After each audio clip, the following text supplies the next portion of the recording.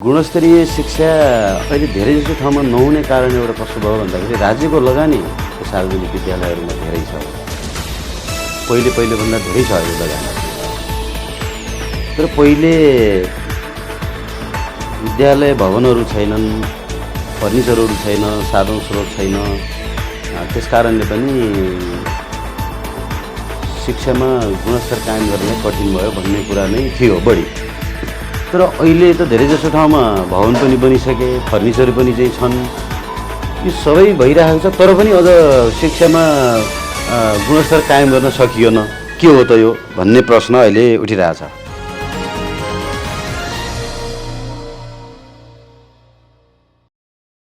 नमस्कार दर्शकवृन्द, हामी कैलाश खबरको विशेष बसाइमा छौँ। यति बेला 8-20 नगरपालिकाले भर्खरै मात्र बजेट सार्वजनिक गरेको छ र यो बजेटको रिपोर्टिङ गरिरहँदा 8-20 नगरपालिका आर्थिक रूपमा कसरी अगाडि बढ्दैछ, यहाँको सांस्कृतिक रूपमा कसरी अगाडि बढ्दैछ, पर्यटन, कृषि, शिक्षा र स्वास्थ्यलाई कसरी सम्बोधन गरेको छ बजेटले। यहाँ एउटा दृष्टान्त छ। युवा शक्तिहरू विशेष गरी भारतका गल्ली गल्लीहरूमा गएर श्रम गर्ने, पेट पाल्ने र परिवारको दुःख गर्ने यो विगतदेखि अहिलेसम्मको एउटा अवस्था रहेको छ। श्रम शक्तिलाई यहीँ उत्पादनशील क्षेत्रमा प्रयोग गराउनका लागि नगरपालिकाले कस्तो पहल गरिरहेको छ, यी यावत विषयमा केन्द्रित रहेर हामी कुराकानी गर्दैछौँ। आजको बसाइमा हुनुहुन्छ 8-20 नगरपालिका राकम कर्णालीका मेयर तर्कबहादुर बडुवाल। हामी उहाँसँग कुराकानी गर्दैछौँ। यहाँलाई स्वागत छ। धन्यवाद। सन्चै हुनुहुन्छ? ठिक छ। बजेट सार्वजनिक गर्नुभयो। बजेटले के कुरालाई प्राथमिकता दिएर सम्बोधन गर्ने? अब बजेटले प्राथमिकता दिइरहनुपर्ने विषयहरू त कृषि, स्वास्थ्य, शिक्षा अब यी निरन्तर चलिरहने विषयहरू भए। तर अहिले हामीले विशेष गरेर कृषि क्षेत्रलाई नै बढी प्राथमिकता दिएर जान्छौँ भन्ने सोचाइ छ हाम्रो। अब यसो किन भनेर भन्दाखेरि हामीसँग जो जमिन युजलेस भएर रहेको छ त्यसलाई सदुपयोग गर्ने हिसाबले जाने भनेर सोचिरहेछौँ। अब अलिकति हामीलाई समस्या के भएछ भन्दाखेरि स्थानीय भार, करारमा मान्छेहरू राखेर बढी जसो टिचरहरूको सङ्ख्या बढी भयो, हामीले उनीहरूलाई दिनुपर्ने भयो र स्वास्थ्य र शिक्षा क्षेत्रमा अलिकति बढी खर्च हुन्छ। तापनि अब जोड त सबै विषयमा हामी दिने नै छौँ, तर यतिखेर कृषिलाई अलिक बढी प्राथमिकता दिने सोच बनाएको छौँ हामीले। नगरपालिकाको हकमा शिक्षालाई हेर्ने हो भने पनि गुणस्तरीय शिक्षा छैन भन्ने कुराहरू पनि आइरहेका छन्।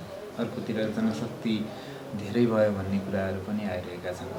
गुणस्तरीय शिक्षा प्राप्त गर्नका लागि नगरपालिका छोडेर अन्य शैक्षिक संस्थाहरूमा दगुर्नुपर्ने, केन्द्रमा दगुर्नुपर्ने, अझ धेरै ठाउँमा दगुर्नुपर्ने बाध्यता छ। गुणस्तरीय शिक्षाका निम्ति के पहल थाल्दै हुनुहुन्छ? यहीँका स्थानीयवासीले यहीँ शिक्षा आर्जन गर्न, उच्च शिक्षा यहीँ आर्जन गर्नका लागि के कसरी अगाडि बढ्नु? परिपाटी मिलाएपछि हुने हो भन्ने लाग्छ। कहिले कतै यस्ता ठाउँहरू हुन्छन् कि बढी सुविधा सम्पन्न ठाउँ र व्यवस्था राम्रो गरेका ठाउँ हुन्छन्। जस्तो उदाहरणको लागि अब राजधानीमै पनि, राजधानीकै जिल्लाहरूमा पनि भक्तपुरमा शैक्षिक जगतमा सकेसम्म सबै क्षेत्रमा हो र पनि शैक्षिक क्षेत्रमा अझ राम्रो विकास गरेको पाइयो। त्यहाँ त्यो परिपाटी राम्रो भएर हो। अब कतिपय ठाउँ हेर्दाखेरि विकट छन्, तर व्यवस्थापन राम्रो छ भने र योग्य खालका शिक्षकहरू छन् र व्यवस्था राम्रो गरिएको छ कुनै विद्यालयहरूमा, शैक्षणिक संस्थामा भने त्यहाँ पनि राम्रो भएको हुन्छ। अब गुणस्तरीय शिक्षा अहिले धेरै जसो ठाउँमा नहुने कारण एउटा कस्तो भयो भन्दाखेरि राज्यको लगानी सार्वजनिक विद्यालयहरूमा धेरै छ। पहिलेभन्दा धेरै छ अहिले लगानी। तर पहिले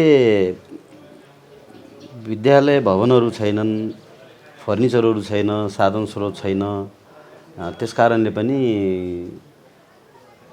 शिक्षामा गुणस्तर कायम गर्न कठिन भयो भन्ने कुरा नै थियो बढी। तर अहिले त धेरै जसो ठाउँमा भवन पनि बनिसके, फर्निचर पनि चाहिँ छन्। यो सबै भइरहेको छ, तर पनि अझ शिक्षामा गुणस्तर कायम गर्न सकिएन। के हो त यो भन्ने प्रश्न अहिले उठिरहेछ। यसको लागि मैले के सोचेँ भने अब शिक्षक साथीहरू, सरहरू जो हुनुहुन्छ, टिचरहरू, अब तपाईँहरूको थाप्लोमा आयो भनिरहेको छु मैले अहिले केही समय यता। कतिपय टिचरहरूले राम्रोसँग पढाउनु भएको होला, छन् पनि त्यसरी पढाउनेहरू, तर समग्रमा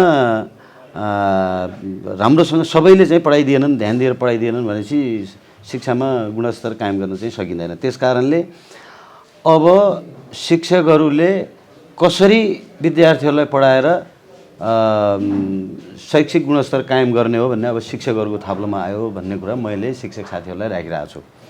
किनकि अरू कुराहरू करिब करिब भए। अब यसमा उहाँहरूले जति मेहनत गर्नुहुन्छ त्यस्तै परिणाम आउनेछ। र हामीले कस्तो सोचिरहेछौँ भन्दाखेरि राम्रोसँग आफ्नो विषयमा कमसेकम 50% ल्याएर चाहिँ पास गरून्, कमसेकमको कुरा। त्यस्तो लक्ष्य राखेर तपाईँहरू चाहिँ जानुहोस् भन्ने मैले शिक्षक साथीहरूलाई यो सल्लाह दिइराखेको छु।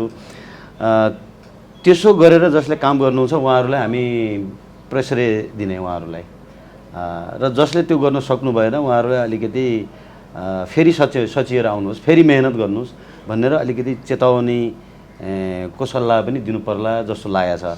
हेरौँ अब 2-3 वर्ष पछि कस्तो परिणाम आउँछ, 3-4 वर्षपछि। नगरपालिकाको आफ्नै भवन छैन जस्तो लाग्यो। नगरपालिकाले आफ्नै भवन कहिले बनाउँछ र यो भाडामा मात्रै बसिरहने हो कि अगाडि पनि बढ्छ? टेन्डर भइसकेको छ। अब यो मलाई लाग्छ दसैँको आसपासबाट हाम्रो प्रशासनिक भवनको, नगरको प्रशासनिक भवन को सुरुवात हुन्छ होला। अब अहिलेसम्म त्यो भएन, भाडामा बस्नुपर्ने बाध्यता नै भयो। तर भाडामा पैसा धेरै गएको छ। यो जतिसक्दो छिटो बनेको भए राम्रो हुन्थ्यो भन्ने हो। अब हामी जतिसक्दो छिटो बनाउँछौँ त्यसलाई र भाडामा कमी आउनेछ। स्वास्थ्यको रूपमा हेर्ने हो भने निकै चुनौतीहरू पनि छन्।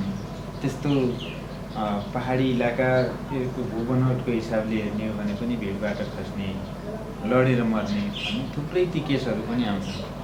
एक्सिडेन्टका केसहरू पनि मृत्युमार्गको आसपास, कर्णाली राजमार्गलाई मृत्युमार्गको संज्ञा दिइएको छ। अझ अस्पताल, यहाँ त ठुल्ठुला अस्पताल हुनुपर्ने त्यस्तो कोअर्डिनेट नभएर हो कि के हो, प्रदेशकै संरचना पनि यहाँ स्थापना गर्न आवश्यक छ। केन्द्रले पनि यसलाई हेर्न जरुरी छ। त्यो नहेरेको पनि देखियो। अर्को कुरा, अपरेसन गर्नसम्मको त्यो क्षमता राखम प्रणालीले राख्दो रहेछ यहाँको अस्पतालहरूले। कतिपय बेला हेर्ने हो भने यो उपचारको पद्धतिलाई हेर्ने हो भने पनि अथवा उपचार विधिलाई हेर्ने हो भने पनि त्यस्तो देखिन गएको छ। यो के कारणले कता कता अप्ठ्यारो स्थिति अथवा केही ल्याकअप छ भन्ने जस्तै पनि देखिएको छ। नगरपालिकाले कसरी हेर्छ? यहाँका नागरिकहरूलाई हाम्रो साधन स्रोतले र हाम्रो क्षमताले भएसम्म अधिकतम मात्रामा सुविधा कसरी दिने, सेवा कसरी पुर्याउने, त्यही हदसम्म मात्रै हामी गर्न सक्छौँ भन्ने लाग्छ। किनकि हाम्रो काबुभन्दा बाहिरको परिस्थिति छ, हाम्रो क्षमताभन्दा बाहिरको परिस्थिति भएको बेलामा हामीले त्यो पनि कुरा गर्छौँ भन्न ठिक छैन। जहाँसम्म अब यो अपरेसनको कुराहरूको अहिले कर्णाली स्वास्थ्य विज्ञान प्रतिष्ठान जो छ त्योसँग हाम्रो पालिकाले अब सम्झौता गरेको छ र एउटा डाक्टर त्यहाँबाट उपलब्ध गराउने र अरू हामीले नगरले गर्ने कुराहरू के हो त्यो सम्झौता चाहिँ भएको छ। त्यो अनुरूप एउटा डाक्टर पनि यहाँ हुनुहुन्छ। तर अब केही त्यसको निमित्त अपरेसनको लागि केही सामग्रीहरू र आवश्यक प्रबन्ध गर्नलाई हामी प्रयास त गर्नेछौँ। अर्को कुरा यहाँ के छ भने 100 हस्पिटल बन्ने तर्खरमा छ। यद्यपि अहिलेसम्म डिपिआर तयार भएको छैन, 1 वर्ष भइसक्यो। अब किन यो भएको छैन हामीले खोजी गरिरहेको छौँ र छिटो तयार गर्नुहोस् भनेको छु मैले। हामी त अब भर्खरै जनताहरूले हामीलाई निर्वाचित गरेको छ। त्यस कारणले काममा ढिलाइ के कति कारणले भएको हो। अब अस्वाभाविक कारणले भएको भयो भने जेसुकै कारणले अहिलेसम्म ढिला भए पनि भइहाल्यो। अब कसरी चाहिँ छिटो गर्ने, त्यो काम छिटो गर्नुहोस् र हामी त्यो 100 हस्पिटलको निर्माणको लागि पनि तयार हुनुपर्छ भन्ने कुरो राखिरहेका छौँ। अब त्यसमा अब काम गर्ने कर्मचारीहरूले पनि अब छिटो द्रुततर गतिमा काम गरौँला अब भनेर भनिरहनु भएको छ। त्यो भयो। त्यसपछि त अरू ठाउँभन्दा यहाँ वरपरका यहाँ अरू पालिकाहरूभन्दा यहाँ उपचारको लागि राम्रो बन्दोबस्त हुन्छ नै भन्ने लाग्छ। अन्य ठाउँमा कतै अन्तर्राष्ट्रिय रङ्गशाला भनेर लगिरहेका छन्, कतै क्रिकेट रङ्गशाला भनेर लगिरहेका छन्। दैलेखको हकमा खासै त्यस्तो केन्द्रसँग कोअर्डिनेट गरेको पनि देखिएन। नगरपालिकाको क्षेत्रमा हेर्ने हो भनेपछि यहाँ खेलकुद मैदान अथवा टापुमा पनि मैदान बनाएर अन्तर्राष्ट्रिय जगतको पनि ध्यान केन्द्रित गर्न सक्ने त्यो ताकत राख्दो रहेछ। अर्को कुरा, कर्णाली नदी यहीँ आसपासमै बगिरहेको छ। कर्णालीमा ऱ्याफ्टिङ मात्रै होइन, यहाँ सानो सानो पानी जहाजहरू पनि तलमाथि चलाउने हो भने नगरपालिकालाई पनि राजस्व आउने र राज्यलाई पनि फाइदा हुने देखिएको छ। त्यस विषयमा कहीँ कतै कुरा उठेको छ कि छैन? हजुरहरूले कसरी अगाडि? त्यस विषयमा अहिले कतै कुरा उठिरहेको छैन, तर हामी कहाँ कसरी त्यसको तयारीको लागि लाग्ने त्यो बाटो हामीले खोजिराखेका छौँ। र अब पर्यटकीय स्थलको रूपमा, पर्यटकीय क्षेत्रको रूपमा यसलाई विकास गर्नका लागि सम्बन्धित निकायहरूसँग, पर्यटन बोर्डसँग र अरू त्योसँग सरोकार राख्ने निकायहरूसँग हामी सम्पर्कमा त आउँछौँ नै, त्यो गर्छौँ। अब सुरुवात गर्छौँ हामी। खेलकुदको क्षेत्रमा अब रङ्गशालाको कुरा भयो। अब यो त सबै अरू पालिकामा अथवा नगरपालिकाहरूमा, ती ठाउँहरूमा जहाँ प्रशस्त बजेट छ, राज्यको पनि लगानी छ, त्यस्ता ठाउँहरूमा भए, आवश्यक ठाउँमा। अब यी त धेरै पिछडिएका ठाउँहरू भए। अब बिस्तारै बिस्तारै यहाँ पनि चाहिँ सुरु होला, तर त्यसका लागि त ठुलो कुरा त बजेट त चाहियो। बिना बजेटको त त्यो हुँदैन, त्यो धेरै ठुलो बजेट चाहिने हुन्छ। अब त्यसका लागि हामी पनि अब ठाउँ ठाउँमा त्यो माग गर्ने ठाउँमा माग गरौँ भने हामीलाई पनि यहाँ 2-3 ठाउँ छन् त्यस्ता कबड हल या खेलकुद मैदान, ठुला मैदानहरू पनि बनाउने ठाउँहरू छन्। र यो पालिकामा 2 ठाउँ छन् त्यस्ता, एउटा अब यो गाईजात्रा भन्ने ठाउँ, एउटा सुकीपिउली। यी ठाउँहरूमा खेल मैदान राम्रो बनाउनुपर्छ भन्ने कुरो सोचिरहेछौँ हामीले। त्यस विषयमा केही सरसल्लाह गरेर बढ्छौँ अगाडि, तब खेलकुदको विकास होला। विपदको हिसाबमा पनि उच्च जोखिमका भूभागहरू पनि छन्। हामीसँग यो नगरपालिकासँगै रहेका वडा नम्बर 9 को हिसाबमा हेर्ने हो भने पनि मियल गाउँ माथिबाट पनि तराएको छ, तल पनि पहिरो गइसकेको छ। बस्ती नै एउटा जोखिममा रहेको छ। त्यो लगायत पुर्छा, लोकाने लगायतका केही भूभागहरू छन् नगरपालिकाभित्र, अन्य ठाउँहरूमा पनि छन्। त्यो विपद जोखिम न्यूनीकरणका लागि नगरपालिकाले के कसरी पहल थाल्छ र ती बस्तीहरूलाई बचाउनका लागि के पहल? अब यसका लागि थोरै मात्रामा बजेट छुट्याइरहेको छौँ। हरेक विषयलाई, हरेक क्षेत्रमा अब सम्बोधन त गर्नु पऱ्यो, थोरै भए पनि। तर जस्तो विपद आइपर्छ, यहाँ जस्तो हाम्रो भूभाग छ, अब जस्तो विपद आइपरेको छ, त्यो सबै कुरा पुरा गर्नलाई त हाम्रो क्षमताले भ्याउँदैन। तर पनि त्यसमा अब महत्त्वपूर्ण कुरा नभई नहुने आपत्ति विपदमा परेका मान्छेहरूलाई त्यस्तो घटनाबाट जोगाउनका लागि त हामी पूर्व तयारी पनि गर्नुपर्छ। हामी तयारीको अवस्थामा पनि चाहिँ छौँ र हरदम तयारी गरिरहनुपर्छ, तयारी अवस्थामा बसिरहनुपर्छ। कतिखेर विपद आइपर्छ त्यो त थाहा हुँदैन। त्यसका लागि पूर्व तयारी गर्नलाई कहाँ के गर्ने त्यो पनि हामीले भनिराखेका छौँ। हामी फेरि पनि भन्छौँ सबै स्थानीय बासिन्दाहरूलाई, जहाँ उच्च जोखिम का ठाउँहरू छन् त्यहाँ पनि कसरी सतर्कता अपनाइरहने, त्यो पनि कुरा हामीले सजगताको लागि भनिराखेका छौँ। र अर्को कुरा, अचानक त्यस्ता विपदहरू आइपरेछन् भने अब हामीसँग भएको साधन स्रोतले भ्याएसम्मलाई मात्र हामी केही गरौँला। नत्र यो अहिले अब यो बर्खा छ, अहिले खबर ठाउँबाट आइराखेका छन् कि कहीँ घर पहिरोबाट जोखिममा छन्, पहिराहरू आइराखेका छन्, कसैको घर भत्किँदैछन्, घरबाट तल पहिरो गएको छ, माथिबाट पहिरो आएको छ, कहीँ स्कुलहरू चाहिँ भत्किने सम्भावना छ भन्ने कुरा अहिले आइसकेका छन्। अब बर्खा अझै चाहिँ बाँकी छ, त्यसपछि कति अझ नोक्सान हुने होला बर्खाभरि। अब यो बडा दुःख लाग्दो कुरा छ। यहाँले राजनीति गर्दाखेरिको त्यो अवस्था हेर्ने हो भने र अहिले कार्यान्वयन गर्ने बाटोमा पनि हुनुहुन्छ। हिजोदेखिको सपना जस्तो जिल्ला बनाउने, गाउँ बनाउने र टोल बनाउने सपना देख्नु भएको, त्यो अनुसारको अगाडि बढ्न सक्ने अवस्था छ कि छैन? अर्को कुरा, कार्यान्वयन गर्ने बाटोमा गइसकेपछि केही जटिलताहरू पनि आउँदो रहेछन्। त्यो जटिलता हजुरलाई आयो कि आयो? बिल्कुल आइरहेछ। यो किन भनेर भन्दाखेरि म त यो कुनै व्यक्तिलाई किटाएर भन्न उचित ठान्दिनँ, किनकि म संस्कारलाई बढी चाहिँ ध्यान दिइरहेको छु। मैले प्रवृत्तिलाई, नियतलाई भनौँ, समाज बनाउने नियत भएका मान्छेहरू, सामाजिक भावना भएको मान्छेहरू जहाँ छन् त्यहाँ केही सजिलो हुन्छ। जहाँ नितान्त व्यक्तिगत स्वार्थका लागि नै काम गर्ने खालको प्रवृत्ति बढी हुन्छ, त्यहाँ समाज विकास गर्ने क्रममा विभिन्न बाधा व्यवधानहरू हुन्छन्, त्यो जहाँ पनि हो। त्यसैले यहाँ सामाजिक भावनाको विकास गर्नुपर्ने आवश्यकता देखियो। हरेक मानव समाजको सदस्य हो।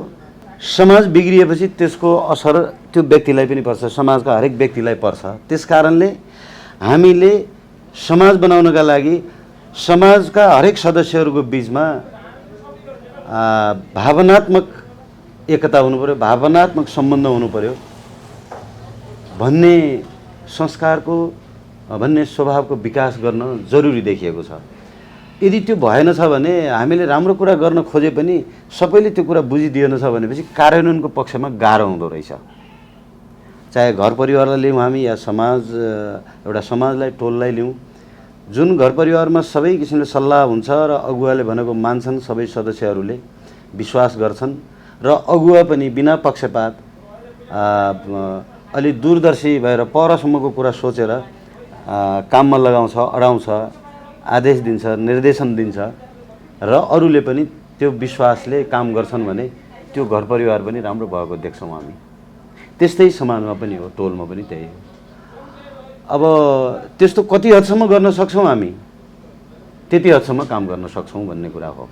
नेतृत्व असल हुँदाहुँदै पनि अरूले फेरि अझ उही व्यक्तिगत स्वार्थ मलाई भएन सबैले भन्न लाग्ने हुन् भने त्यहाँनिर पनि अप्ठ्यारै हुन्छ काम गर्नलाई। यहाँ अलि हाम्रो समाजै अब त्यस्तै छ। यही मात्र नभएर वरपरको समाज अहिले सबै ठाउँमा अब के भएको हो यो, अब राजनीतिक कार्यकर्ता नेताहरूको कमजोरी हो कि हामीहरूकै कमजोरी हो कि अब कहाँ कसको कमजोरी हो? सबैका कमजोरी होला नि, कम बेसी मात्रामा मात्रै होला। प्रविधिको युग छ। प्रविधिको युगमा रेडियो, टेलिभिजन, सञ्चार लगायतका क्षेत्रबाट पनि धेरै ठाउँ अगाडि बढेका छन्। त्यही विषयमा 8 नगरपालिका अलि पछि देखिएको छ। त्यो सञ्चार मैत्री अथवा सञ्चार माध्यमहरूलाई कसरी अगाडि लैजाँदै हुनुहुन्छ। अर्को कुरा, नगरपालिकाका आफ्नै शैक्षिक संस्था, आफ्नै कलेजहरू कतिपय नगरपालिकाले आफै सञ्चालन गरेर हिँडिरहेको अवस्था छ भने नेपालकै परिप्रेक्ष्यमा पनि टप लेभलमा पुग्ने अवस्था सिर्जना भइसकेका छन्। त्यो नगरपालिकाको हकमा 8 नगरपालिकालाई तुलना गर्दा त्यो बाटोमा हिँड्न सक्छ कि सक्दैन? अब त्यसरी अगाडि जानको लागि त अरू ठुला हामीभन्दा आर्थिक हिसाबले सम्पन्न नगरपालिकाहरूले पनि सकिरहेका छैनन्। आफैले विभिन्न कलेजहरू सञ्चालन गर्ने, शैक्षणिक संस्थाहरू सञ्चालन गर्ने भन्ने कुरामा आर्थिक क्षमता मात्रै भएर पनि हुँदो रहेनछ, व्यवस्थापन पनि गर्न जान्नुपर्ने रहेछ। यसका लागि त मलाई लाग्छ भक्तपुर नगरपालिकाबाट सबैले सिक्नुपर्छ भन्ने लाग्छ। त्यहाँ सबै किसिमको परिपाटी मिलाइराखेका, नेतृत्वको विश्वास पनि गर्ने, एकताबद्ध भएर गएको हुनाले केही राम्रा उदाहरणहरू हामी त्यहाँ पाउन सक्छौँ। अब जनताहरूले गर्ने श्रमदानदेखि लिएर, नेतृत्वले बाटो देखाउने कुराहरूदेखि लिएर, अब युवाहरूले अथवा अरू विभिन्न कारिन्दाहरूले एकमतका साथ, विश्वासका साथ एकताबद्ध भएर काम गर्ने जो परिपाटी त्यहाँ बनिराखेको छ, त्यस्तो परिपाटी बनाउनलाई हामीलाई धेरै वर्ष लाग्ला। त्यहाँ पनि एकैचोटि भएको त होइन, धेरै वर्ष पहिलेदेखिको त्यहाँको नेताहरूको, अगुवाहरूको महत्त्वपूर्ण भूमिका भएको हुनाले आज यो स्थितिमा त्यो आएको छ। तर मैले भन्नु खोजेको कुरा, कसैबाट राम्रो कुराहरू हामीले सिक्नुपर्छ, राम्रो कुराबाट प्रेरणा लिनुपर्छ, सिक्नुपर्छ र आफूले आफ्नो अवस्था अनुरूप त्यो सिकेको कुरालाई त्यहाँ लागू गर्ने प्रयास गर्नुपर्छ। जतिसम्म सकिन्छ राम्रो काम गर्ने हो, यति नै। यो क्षेत्रका अधिकांश युवाहरू भारतका गल्ली गल्लीमा श्रम मजदुरी गरेर घर परिवार आफ्नो प्लस केही पढाइ खर्च जुटाउँछौँ भनेर त्यता जाने बाध्यता छ। त्यो बाध्यतालाई अन्त्य गर्नका लागि नगरले कस्तो पहल गरेर अगाडि बढ्छ, श्रमलाई यहीँ रोकेर विकास निर्माणमा लगाउँछ अन्त? यसमा त स्वरोजगारको सिर्जना गर्न जति सक्यौँ हामीले त्यसमा निर्भर गर्छ। हामीसँग भएको जमिनलाई पूर्ण रूपेण हामीले उपयोगमा ल्याउन सक्यौँ भने, जुन जमिन बाँधा छन् त्यसलाई हामीले पूर्ण रूपेण उपयोगमा ल्याउन सक्यौँ भने त्यो पनि एकदम व्यवसायमूलक हिसाबले त्यहाँ उत्पादन गर्न सक्यौँ भने र आफ्नै भूमिमा केही गर्नुपर्छ भन्ने प्रेरणा दिन सक्यौँ, सिकाउन सक्यौँ भने त्यो विश्वास जाग्यो भने जसमा त्यो विश्वास जाग्छ उसले त्यो काम गर्नेछ। त्यसका लागि हामी आवश्यक वातावरण नगरका तर्फबाट बनाउने प्रयास गरिराखेका छौँ। अर्को कुरा यो प्रवृत्तिको कुरा कस्तो छ भने बाहिर जानुपर्ने बाध्यता छ धेरै मान्छेहरूको। अब यहाँ काम पाउँदैनन्, अब केटाकेटीहरूलाई पाल्नु पऱ्यो, लुगा त सबै कुरो बनाउनु पऱ्यो। अब यहाँ काम पाउँदैनन् त जहाँ कमाइ गर्न पाइन्छ त्यहाँ जानुपर्ने बाध्यता हो त्यो। तर केही मान्छेहरूको कुरा कस्तो छ भने यहीँ काम गरे पनि हुन्छ भन्ने ठाउँहरू पनि छन्, काम गर्ने ठाउँहरू छन्। जाँगर चलाउनुपर्छ, यहाँ जाँगर चलायो भने बाहिर गएको भन्दा अझ राम्रो काम पनि यहाँ गर्न सकिन्छ, राम्रो जीवनयापन गर्न सकिन्छ यहाँ, त्यस्ता ठाउँहरू पनि छन्। तर संस्कार हाम्रो के भइदियो त भन्दाखेरि आफ्नो ठाउँमा कामहरू नगर्ने, प्रायः गरी बाहिरै गएर काम गर्न रमाउने खालको एक खाले त्यो प्रवृत्ति पनि छ। त्यसैले हामी धेरै युवाहरूलाई अहिले भनिराखेका छौँ, तपाईँहरू आफ्नो हाम्रो यहाँको बाँझा रहेका जमिनलाई प्रयोग गर्नुहोस्। नगरले तपाईँहरूलाई के गर्नुपर्छ त्यो नगरले आवश्यक वातावरण बनाउँछ, सहयोग गर्छ। तपाईँहरूले आफ्नो परिश्रम आफ्नो जमिनमा लगाएर काम गर्नुहोस्। त्यसबाट पछिल्ला आफ्ना बालबच्चाहरूले पनि त्यो सिक्नेछन् र स्वरोजगारको सिर्जना हुनेछ। आफै आफ्नो खुट्टामा उभिने प्रयास गरौँ। अर्काको ठाउँमा काम गर्यो, काम गरुन्जेलसम्म मात्रै त्यो भयो, तर यता आयो बुढेसकालमा त केही रहँदैन बचेको। त्यसैले आफ्नै काम गर्यो, आफ्नै भूमिमा आफ्नै जमिनमा काम गर्दै गएछ भने जमिनबाट दिने उत्पादन जो हुन्छ त्यसले गर्दा त्यसले निरन्तरता पाएछ भने पछिल्लो पिँढी पनि काम गर्न सिक्छ, उसले पनि काम गर्दै जान्छ। अनि त्यसमा निरन्तरता दियो भने पछिल्लो पिँढीले पनि आफ्नो जीविका राम्रोसँग गर्न सक्छ र आत्मनिर्भर हुनसक्छ मान्छे। अब त्यतातिर जाउँला भनेर प्रेरणा हामी दिँदैछौँ मान्छेहरूलाई। हेरौँ कतिसम्म हुन्छ, प्रयास गरौँ। यहाँहरूका घोषणापत्र हेरेर कतिसम्म काम भएनन् भन्ने जनताले पनि हेर्नेवाला छ। हेर्नुपर्छ। पक्कै पनि त्यो कार्य अगाडि बढोस्, सफलताको शिखरमा पुगोस्। यहाँलाई शुभकामना। कैलाश खबरलाई समय दिनुभयो, विचार दिनुभयो, त्यसको लागि यहाँलाई धेरै धेरै धेरै धन्यवाद यहाँलाई। दर्शकवृन्द, आज हामीले 8-20 नगरपालिकाका मेयर सर्कलबहादुर बडुवालसँग कुराकानी गऱ्यौँ। आजको बसाइ यति नै। यहाँहरूले कैलाश खबर हेर्दै गर्नुहोला। म भने बिदा चाहन्छु।